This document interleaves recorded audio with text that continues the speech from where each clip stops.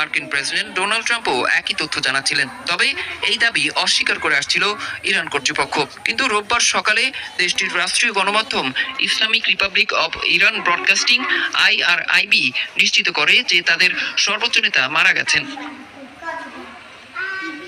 ইরানের রাষ্ট্রীয় গণমাধ্যম জানায়, খামেনি তার অফিসে বসে দায়িত্ব পালন করছিলেন, এমন সময় এই হামলা চালানো হয়। শনিবারের হামলায় তিনি নিহত হয়েছেন বলেও জানানো হয়। এছাড়া খামেনির মৃত্যুতে ইরানে 1 মার্চ থেকে 40 দিনের রাষ্ট্রীয় শোক ঘোষণা করা হয়েছে বলে জানায় ইরানের রাষ্ট্রীয় গণমাধ্যম।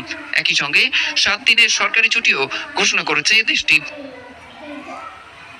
এছাড়া খামেনির শীর্ষ রাজনৈতিক উপদেষ্টা ও ইরানের প্রতিরক্ষা কাউন্সিলের সচিব আলী শামখানি নিহত হয়েছেন। পাশাপাশি আয়াতুল্লাহ আলী খামেনির মেয়ে, জামাতা ও নাতি নিহত হওয়ার খবরও পাওয়া গেছে। ইরানের প্রায় 40 জন উচ্চ পদস্থ কর্মকর্তাও নিহত হয়েছে ইসরায়েল যুক্তরাষ্ট্রের যৌথ হামলায়। এ অবস্থায়